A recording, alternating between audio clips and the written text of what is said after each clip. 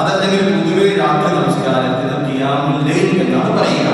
നബി സല്ലല്ലാഹു അലൈഹി വസല്ലമിന്റെയും സഹാബത്തിന്റെയും ഒക്കെ കാലഘട്ടത്തിൽ ഖിയാമുൽ ലൈൽ എന്നാണ് പറഞ്ഞു വന്നത്. പിന്നീടാണ് തറാവീഹ് എന്ന പേര് വന്നത്. കാരണം നമ്മൾ 4 റക്അത്ത് അല്ലെങ്കിൽ 2 റക്അത്ത് നമസ്കരിച്ചിട്ട് കുറച്ച് റെസ്റ്റ് എടുത്തിട്ട് നമ്മൾ വീണ്ടും നിസ്കരിക്കും. അങ്ങനെ നമ്മൾ റാഹത്തെടുത്ത് റെസ്റ്റ് എടുത്ത് നമസ്കരിക്കുന്ന നമസ്കാരം എന്ന നിലക്കാണ് തറാവീഹ് എന്ന് പേര് വന്നത്. അതാണ് തറാവീഹിന്റെ പ്രത്യേകത. റമദാൻ മാസത്തിലാണ് ജമാഅത്തായിട്ട് നമസ്കാരം ഉള്ളത്. നബി സല്ലല്ലാഹു അലൈഹി വസല്ലം റമദാൻ മാസത്തിൽ ജമാഅത്തായി നമസ്കരിച്ചിട്ടുണ്ട്. അതുകൊണ്ടാണ് ഈ നമസ്കാരം ജമാഅത്തായിട്ട് റമദാനിൽ കൊണ്ടുപോകുന്നത്. അല്ലാത്തപ്പോഴൊക്കെ ഖിയാമുൽ ഇശാ നമസ്കാരത്തിന്റെ ശേഷം നമുക്ക് ഖിയാമുൽ ലൈലായിട്ട് 8-3-11 നമസ്കരിച്ചതായി പ്രവാചകന്റെ ഹദീസുകളിൽ കാണാം. ആ നിലയ്ക്ക് എല്ലാ ദിവസവും നമസ്കരിക്കേണ്ട നമസ്കാരമാണ് വിത്റായിട്ടോ തഹജ്ജുദായിട്ടോ ഖിയാമുൽ ലൈലായിട്ടോ മറ്റു സമയങ്ങളിലൊക്കെ നമുക്ക് വീടുകളിൽ ഒറ്റയ്ക്ക് നിസ്കരിക്കാം. ജമാഅത്തായിട്ട് നമസ്കാരം റമദാൻ മാസം മാത്രമാണ്.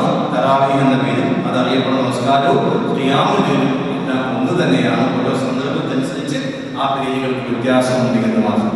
തസ്ബീഹ് നമസ്കാരത്തിന്റെ വിഷയത്തിൽ ജീവിതത്തിൽ ഒരിക്കൽ നിസ്കരിക്കണമെന്ന് പറയുന്ന തസ്ബീഹുകൾ ഓതി നിസ്കരിക്കാൻ പറയുന്ന ഹദീസുകൾ ശരിയായി സഹീഹായി വന്നിട്ടില്ല എന്നതാണ് അത് പ്രാമാണികമായ ഹദീസിന്റെ പണ്ഡിതന്മാർ സൂചിപ്പിച്ചിട്ടുള്ളത്. അപ്പോൾ ആ നമസ്കാരം അതിലെ പ്രവാചകൻ സല്ലല്ലാഹു അലൈഹി വസല്ലം അലി റളിയല്ലാഹു അൻഹു പറയുന്ന രൂപത്തിലെ ഹദീസുകൾ അത് സഹീഹായി വന്നിട്ടില്ല എന്നതാണ് അത് ശരിയായി. നമ്മുടെ നാട്ടിലൊക്കെ പല ആളുകളൊക്കെ ചെയ്യാറുണ്ടെങ്കിലും അതിനകത്ത് നമസ്കാരങ്ങളുടെ വിഷയത്തിൽ നബി സല്ലല്ലാഹു അലൈഹി വസല്ലം നിർവഹിച്ച വിഷയത്തിൽ ഹദീസുകളിൽ സ്വഹീഹായി സ്ഥിരപ്പെട്ടു വന്നിട്ടില്ല എന്ന് മനസ്സിലാക്കി.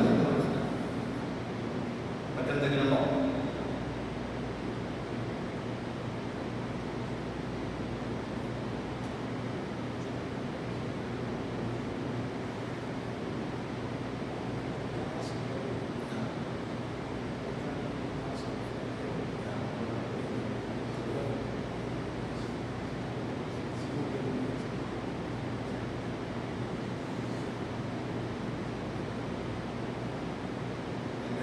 ചോദിക്കും. നിങ്ങൾക്ക് വേണ്ടി ഇവരെ കാത്തിരിക്കാം.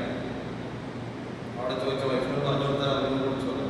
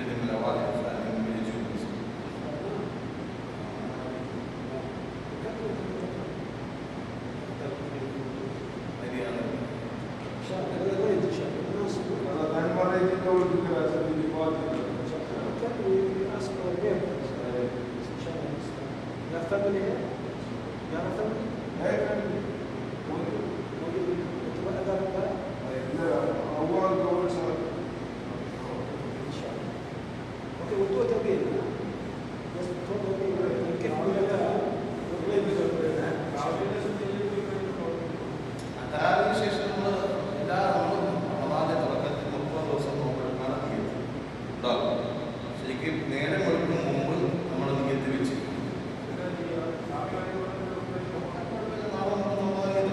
നിയത്തെന്ന് പറഞ്ഞാല് അത്താഴച്ചോറ് എടുക്കുന്നതല്ല. നമ്മുടെ രാത്രി നേരം കൊടുക്കും മുമ്പ് നിയത്തുണ്ടാകും.